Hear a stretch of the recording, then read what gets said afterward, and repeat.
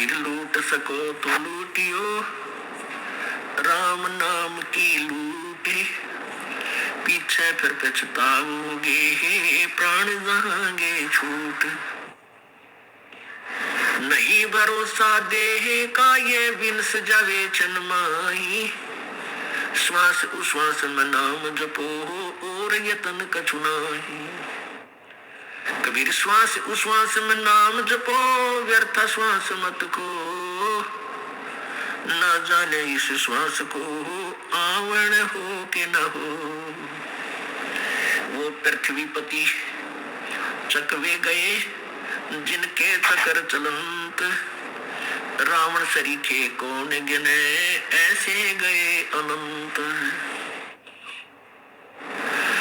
वो मर्द गर्द में मिल गए रावण से रणधीर, कंस किसी चाणूर से वो हिरण्य से बलबीर। तेरी क्या बुनियाद है तू जीव जन्म धर लेत, गरीबदास हरि नाम बिना तेरा खाली रह जा खेत। सर्व सोने की लंका होती रावण से रणधीरम, एक पलक में राज विराजी वो जम के पड़े जंजीरम। परम पिता परमात्मा सर्वश्रेष्ठी रचनहार कुल मालिक कबीर देव कबीर परमेश्वर अपनी प्यारी आत्माओं को यथार्थ ज्ञान कराने के लिए स्वयं ही सतलोक से चल कर आते हैं। ये वही परमेश्वर है जो बनारस में, काशी में, हिंदुस्तान भारतवर्ष की पवित्र भूमि पर सन 1398 में अर्थात संवत 1455 को ज्येष्ठ सुदी पूर्णमासी के दिन एक लहर तारा तालाब में विकसित कमल के फूल पर शिशु रूप धारण करके विराजमान हुए थे, अपने सतलोक से चलकर आए थे। 120 वर्ष तक वो परमात्मा यहाँ रहे इस धरातल पर और यहीं से सर्व ब्रह्मांडों का कंट्रोल भी करते रहे। और यहाँ एक तत्वदर्शी संत की भूमिका भी उन्होंने की, यथार्थ ज्ञान प्रचार किया। उसमें पूरा मानव समाज काल प्रेरणा से, शास्त्र विरुद्ध ज्ञान से परिपूर्ण होता है। तब परमात्मा आते हैं अपने तत्व ज्ञान से उस अज्ञान रूप अंधकार को हटाते हैं। परमपिता परमात्मा हमें याद दिलाते हैं कि तुम्हें मानव शरीर आत्म कल्याण के लिए प्राप्त हुआ है। परमेश्वर बताते हैं कि मानुष जन्म पाकर जो नहीं रटे हरि नाम, जैसे कुआं जल बिना फिर बनवाया किसका। और जैसे जिस कुएं के अंदर जल नहीं है और वो कितना सुंदर बना रखा है, चाहे पक्का भी कर रखा है, उसको कंस्ट्रक्शन भी कर रखी है, बढ़िया प्लास्टर कर रखा है, यदि उसमें जल नहीं है उसका नाम कूप अवश्य है लेकिन गुण कूप के नहीं है। इसी प्रकार जो मनुष्य शरीर पाकर के परमात्मा की भक्ति नहीं कर रहे, उनका नाम मनुष्य अवश्य है लेकिन आकार मनुष्य जैसा है लेकिन कर्म मनुष्य के नहीं है। क्योंकि मनुष्य का प्रथम कर्तव्य है परमात्मा की भक्ति करना, आत्म कल्याण करवाना।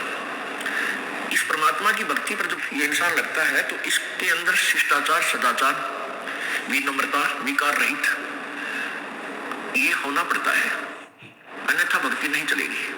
तो इस भक्ति से, परमात्मा की यथार्थ साधना से ही ये मानो इंसान के गुणों युक्त होता है। अन्यथा जो भी परमात्मा की भक्ति ना कर रहे, बाकी जो कर्म है, शेष कर्म अन्य प्राणियों जैसे ही मनुष्य भी करता है। संतानों उत्पत्ति, उनमें मोह ममता, फिर उनके ही पालन पोषण के चक्कर में सारा जीवन व्यर्थ कर देना, ये तो पशु पक्षी भी करते हैं, प्रत्येक प्राणी कर रहा है।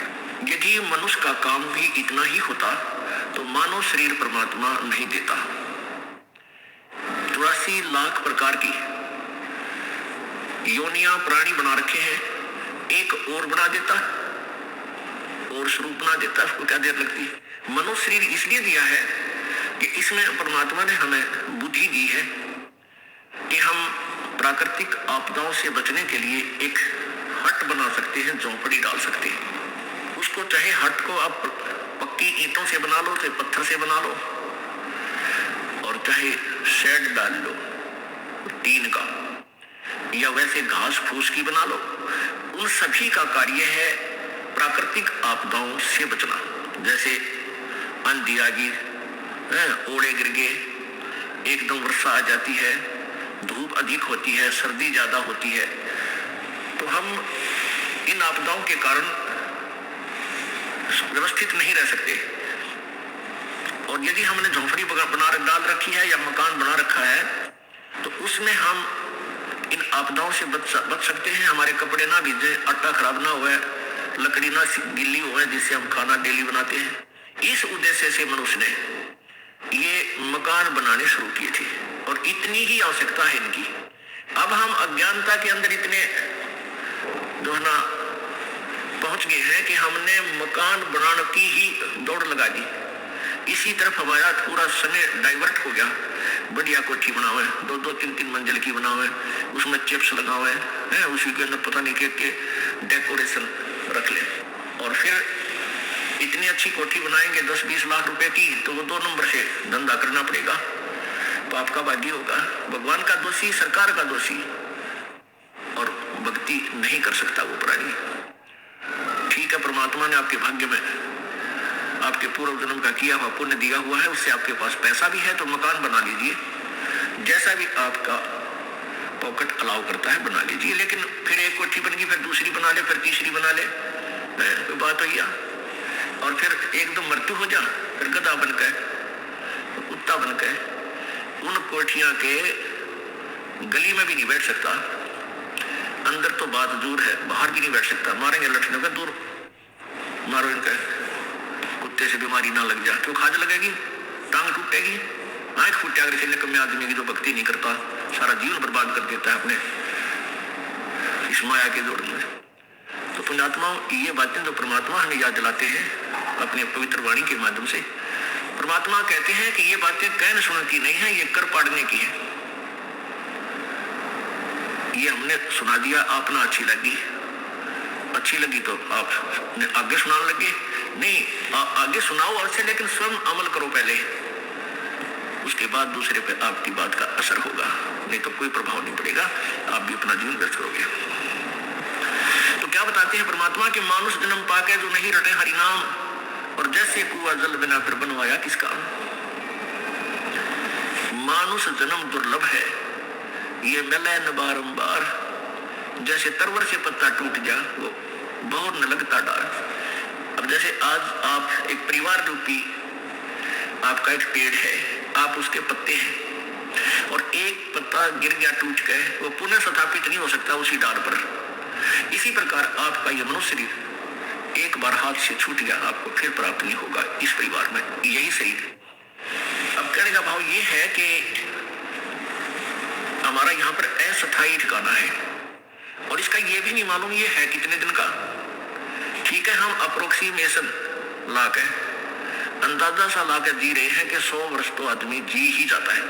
अब 80, 70, 80 साल के बाद तो ये शरीर जी आपकी जान का झाड़ हो जाएगा। जो जियो चाहे मरो, एक जैसा स्थिति में आ जाता है। तो 50, 60, 70 साल तक इसका जीवन है, उसका न्यू भी ना पता पहले कब टिकट कट जा, ना जाने कब और किस कारण से ये मृत्यु शरीर संसार त्याग कर चला जाए। तो उसके लिए परमात्मा कहते हैं नहीं भरोसा देही का, ये विनस जावे छनमाही। और कहते हैं भाई श्वास उश्वास से जो आपको मंत्र मिला है प्रभु का सतनाम, जो श्वास उश्वास से सीमन होता है, कहते श्वास उश्वास से नाम जपो भाई और यतन कछुनाई। ये शरीर तो जाएगा, आज नहीं तो 10 वर्ष में, 10 ना 20 में, ना 30 में, ना 40 में, इसको तो जाना है। ये ना किसी का रहा ना रहेगा, लेकिन इसके जाने की तिथि भी निर्धारित नहीं है, अंदाजा है। तो फिर भी हम गफलत कर रहे हैं यही सोचकर हम अभी नहीं मरेंगे, हमारी तो आयु अभी 40 वर्ष हुई है, हमारी तो 50 वर्ष हुई है, अभी तो बहुत समय है। यह सबसे बड़ी भूल इस प्राणी का काल में ला रखी है। परमेश्वर कहते हैं कि मौत भूल गया बावड़े तने चाला कर दिया कौन, और तन माटी में मिल जाएगा भाई जो अट्टे में नौ है। कहते हैं या दुनिया का जीवन झूठा भूल रहे मर जाने नो, इस दुनिया का ये जीवन झूठा है, व्यर्थ है, इसका नहीं पता कब समाप्त हो जाए, और भूल गए मर जाने नो यानी मौत भूल गए। पुण्यात्माओं, काल का इतना जबरदस्त प्रभाव आपके ऊपर, आप बालक हो, आपको नहीं पता, क्योंकि संत डॉक्टर होते हैं और श्रोता एक मरीज होते हैं। अब डॉक्टर को पता है कि यदि ये ट्रीटमेंट नहीं करेंगे तो इनके ऊपर कितना भयंकर रोग है, इनकी क्या दुर्दशा होगी। इसलिए वो बार बार कहता है भी इलाज करवा, गफलत मत कर और परहेज रख। तो परमात्मा भी कहते हैं औखत खावे पत्थर है तब होवे कल्याण। औखत खावे यानी दवाई ले, परमात्मा के सच्चे नाम रूपी ये औषधि खावे, और फिर पत्थर है, पथ माने परहेज रख है, तब तेरा कल्याण होगा। परमेश्वर हमें बार बार याद दिलाते हैं कि भाई, फिर परमात्मा ये भी हमें साथ साथ एक और बताना चाहते हैं कि कबीरा ये तन जाएगा और सकै तो ठाहर ला, या एक सेवा कर संत की और गोविंद के गुण गा। अब ये शरीर तो आपका जाएगा, मृत्यु होगी ही होगी। फिर इसके लिए बताते हैं कि इसमें एक ठाहर लग सकती है। ठाहर माने सपोर्ट। जैसे पहले पुराने समय में सतीर और कड़ियों की छत देते थे मकान पर। अभी बहुत से गांव में एक सतीर होता था, लंबा सा वुडन बीम जिसको कहते हैं। आजकल तो इसके आरसीसी के बीम हो गए, वो लकड़ी का बीम होता था, उसको सैतीर बोलते हैं। तो वो सैतीर कई बार बीच से क्रैक हो जाता था और टूटने को, गिरने को हो जाता था। अब जैसे वो वुडन बीम होता है सैतीर, वो टूटने को हो जाता है, उसमें क्रैक आ जाता है बीच में, सेंटर में, और गरीब व्यक्ति रिप्लेसमेंट नहीं कर सकता अपने मकान की छत की। तो क्या करते थे, उसके नीचे एक और सपोर्ट दे देते थे, उसी जहां क्रैक हो जाता उसके नीचे। उसको थोनी भी बोल देते हैं और उसको बड़ी भी बोल देते हैं। बड़ी लगा दी नीचे, यानी और एक पिलर सा लकड़ का एक डंडा, अच्छा मोटा, कड़ी से भी मोटा, वो उसका लगा दिया करते नीचे, उसको सपोर्ट दे करके। तो उसको ठाहर बोलते हैं, ठाहर। वो ठाहर लाने के बाद वही सैतीर बनवाना है, 20-30 वर्ष और निकाल देता था, वह छत नहीं गिरती थी, डिस्टर्ब नहीं होता था।